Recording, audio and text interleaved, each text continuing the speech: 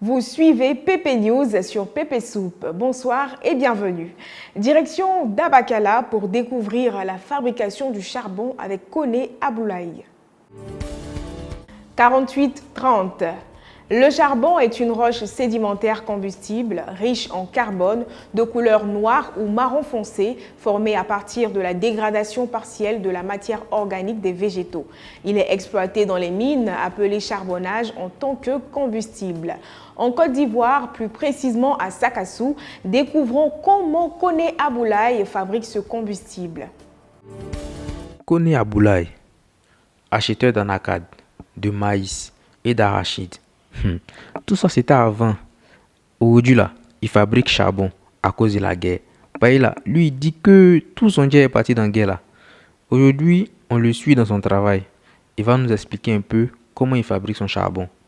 Tu vois, tout d'abord là, non, on place les gros bois. Hein? Après les gros bois là, on envoie les petits bois. Puis maintenant on envoie les bois secs là, les bois frais là, plutôt les bois frais. Après les bois frais là, maintenant on envoie les feuilles et puis on met le sable, tout ça là. Maintenant concernant la combustion là, comment on fait rentrer le feu là, c'est le même principe que la construction d'une maison. Tu vois, par exemple, quand on construit une maison, il y a toujours une porte. Voilà, donc c'est un peu ça. Quand on met le sable dessus, sur le tas de bois et puis de feuilles là, on laisse une porte.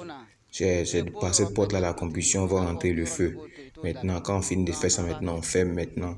Et puis, quelques jours après, maintenant, on vient et puis on extrait le charbon. Voici. À entendre le vieux parler là, le bara là, c'est pas facile. Ils doivent acheter le bois chez les baoulés, faire face au transport, aux tasses des eaux et forêts. Joe, trop de choses. 66-06. À Dabakala, Ahmed et Sangaré Alain ont fait de la vente du lait de vache un moyen de revenu en plus de la vente de bœuf. Payés à 30 000 francs CFA la journée, ils ont dû revendiquer bec et ongles afin de profiter de la vente de lait dont leurs épouses se chargent de l'acheminement. Dabakala, 7h30 du matin. Voici Ahmed, 57 ans. Sangaré Alain, 22 ans. Chaque matin là, les gars laissent leur sommeil pour venir traire lait de vache. Parce que eux là, leur vie sans lait de vache là, ça leur ressemble à autre chose quoi. Bon, toi-même imagine non. Quelqu'un qui est payé à 30 000 francs par mois, qui est marié, avec des enfants, sans compter les à côté de la vie, hein. Est-ce qu'il allait s'en sortir?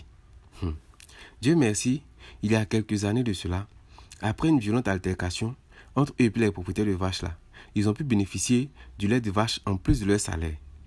Écoutons un flatché. Non, on ne traite pas comme ça parce qu'il faut traire. Il y a le veau aussi qui est là qu'il faut prendre en compte.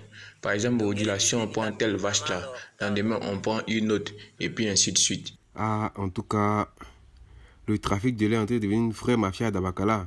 Tiens, avant là, quand les gars finissaient de traire les vaches là, ils donnaient ça aux femmes Djoula là à 250 francs le litre. Et puis elles aussi, elles partaient vendre ça sur les marchés là, à Gbessé. Mais depuis, ils ont vu dedans. Donc là, ils sont plus près. Donc ils donnent directement à eux-mêmes les femmes, non. Et puis les femmes là vont vendre ça au marché à 600. Maintenant, non, pour mieux vendre là, les gars ont lancé une rumeur comme quoi les femmes Djoula là, elles mettent l'eau dans lait là. Or là, c'est un oui qui est largement discutable. En tout cas, Dieu voit les deux camps. 34-64. Les Ivoiriens sont un peuple réputé pour leur gentillesse et leur hospitalité. Et Maman Ndiaye, comme on l'appelle, ne dira pas le contraire.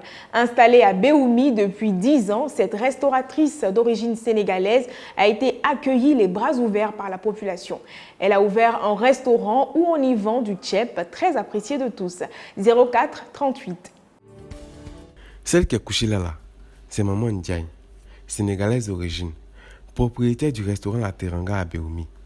Elle vend ici avec ses filles depuis 2008 comme ça. Bon, elle n'est pas trop sûre. C'est qu'elle est sûre, elles sont là. Sa spécialité là, c'est tchèp. Tchèp au poulet et puis tchèp au poisson. Normalement là, si tu as 1000 francs là, tu es bien assasié. Parce que là, quand il vient là, quand il cause qu'elle te l'a séduit chez Dieu d'une manière là, elle serre et puis elle met guassou dessus. Et là, comment ça vient te sourire moi. À